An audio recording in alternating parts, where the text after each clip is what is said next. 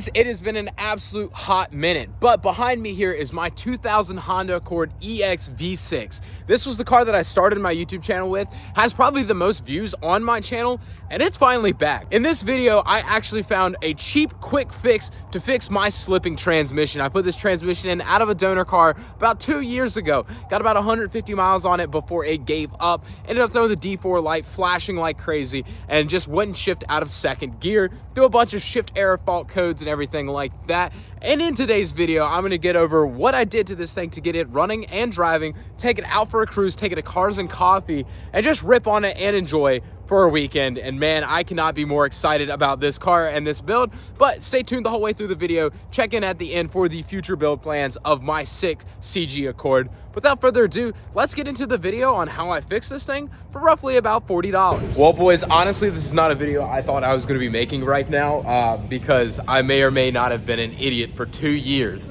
and didn't fill my transmission all the way up on my Honda Accord when I put it in. And if that's the case, I'm going to be slightly mad, but kind of happy because it saves me like $2,800 on a new tranny. But yeah, it turns out I didn't check the transmission fluid level right when I put this Honda transmission in here. And it was always weird because I got it out of a good car and it just stopped working when I put it in this car. And I just thought the car was cursed, let it sit for like 2 years. And then I looked and I saw the fluid level was low. By low, not touching the dipstick. And I'm wondering if I just didn't put enough fluid in it. And anyways, we got 4 quarts of fluid. We're gonna slap it in this John and we're gonna see how it happens. So we added 2 quarts of transmission fluid to the unit, hoping, I mean, that was just kind of a ballpark, just shot in the dark. And then I added almost an entire gallon of coolant to this thing. This car has 4-year-old oil, 2-year-old gas. It's literally almost empty. And yeah, she's in some state of health here. But now we're gonna let it get up to temp and everything. I'm gonna put it through all the gears and everything like that. See if she seems like she's not as jerky and acting better, or if it even has first, like it hasn't acted like it has. And see how that goes. And then I'll recheck the fluid level. Hopefully I'll have fluid on the dipstick this time. Well, we put about 2 quarts in it. I got it up to temp, drove the car. Was having an overheating issue, put a gallon of coolant in it. That seemed to fix that problem. But I'm like hit or miss on whether the transmission fluid filled it up, like if that actually did anything. I do have fluid on the dipstick though, which is a win at least. Like coming down here, before there was nothing. Now there's at least something on the dipstick.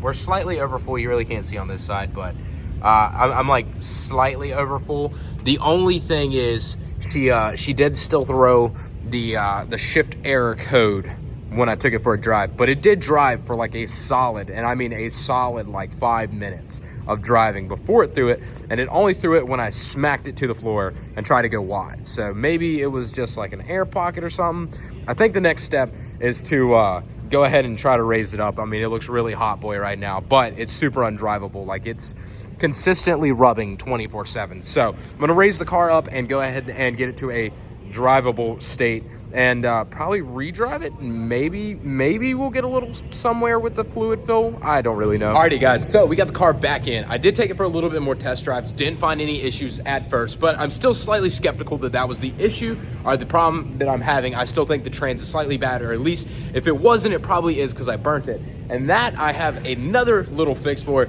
and that is some Ford Motorcraft friction modifier. This stuff is what you put in the rear differentials of LSD cars that essentially have clutch packs, and you use this to modify the friction of the clutch packs so that the LSDs lock up. If you don't put this in there, a lot of times you have some slippage and some bad issues with the diff.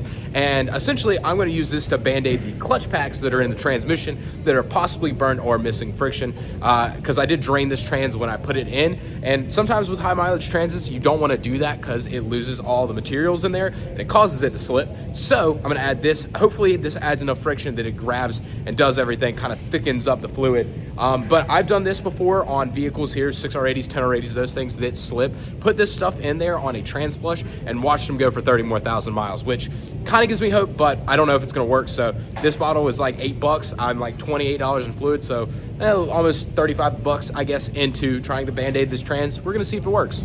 Also, we got my boy Raven here putting a battery in it because that battery is very old and dead. So well oversized battery time. Alrighty boys, so we got her lifted up. She's still kind of low, but it's not that low. I'm not like fender to lip here. I am still pretty tight there, but she's a little raised. We're gonna go take it for a test drive. Hope for the best. It's super late. I'm supposed to be to my homies for steak tonight, and I was supposed to be there in 10 minutes, and it's a 50-minute drive, so not looking great. Well, boys, we're on the road. It's currently made it at least a few feet.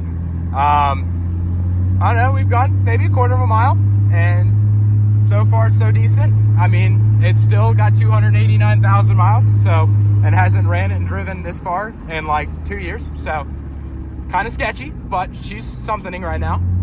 What y'all boys know about that VTEC crack?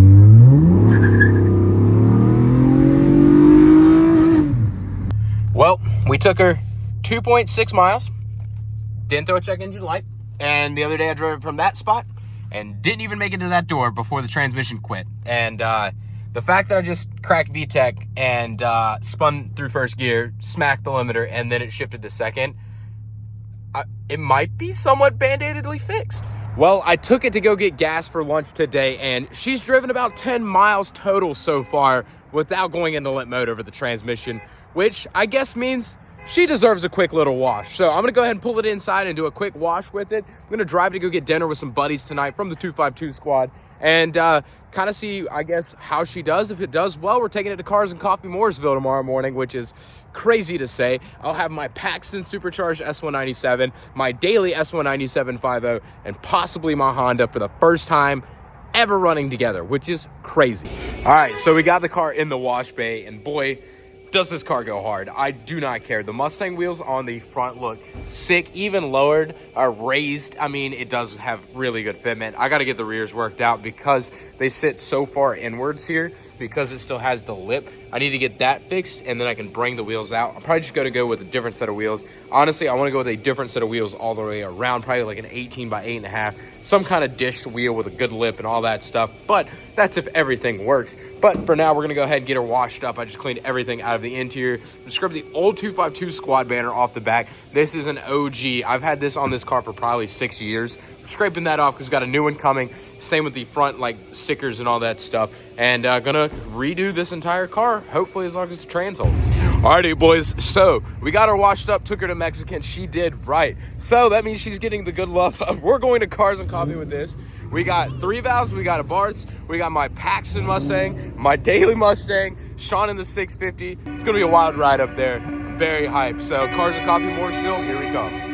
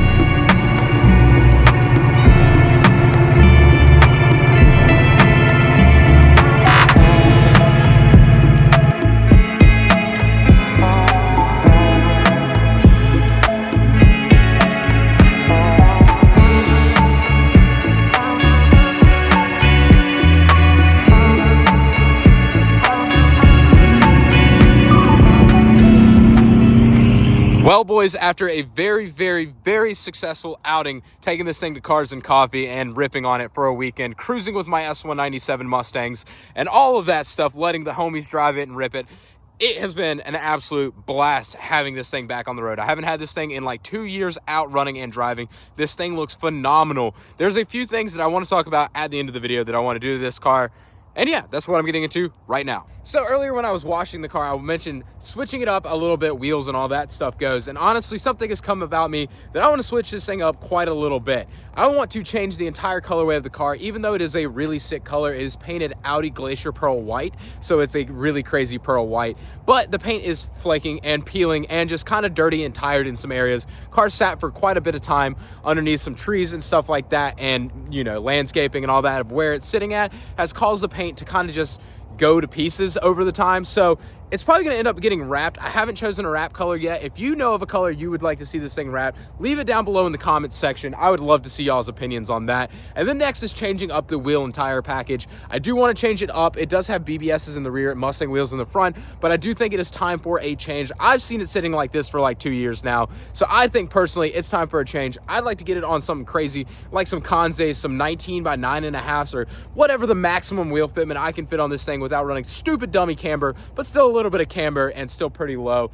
And then moving on to that, I really want to bag this car, put it on air suspension. That way I could run it low like this 24/7 if I wanted to, or I can air this thing up, drive it, and it have a nice, safe, and smooth drive the entire way. This car has been static for a very long time and super low static for a very long time. And honestly, I can't even run an exhaust. It was that low before I raised the car up in this video. And so I think I'm just ready for this car to be safe and sound and just fun to drive again. And I think that's what the build process is going to look like on this thing over the next few videos on it. Hopefully, as long as the trans continues to hold up well, which it does still have a little bit of slippage issues, but who knows? Hopefully she holds up well. Maybe the next video is me going, hey, this hoe blew up. But we don't know yet. Hopefully it's going to go well. But if you did enjoy this video, like and subscribe to the channel. Send a quick prayer down below in the comments section that this J30 and this auto holds up. Like I said, this thing's got like 4-year-old oil in it. Probably put some fresh gas and washed her. But yeah, guys, that's going to be it for today's video. I thank you so much for watching the video. If you're here right now,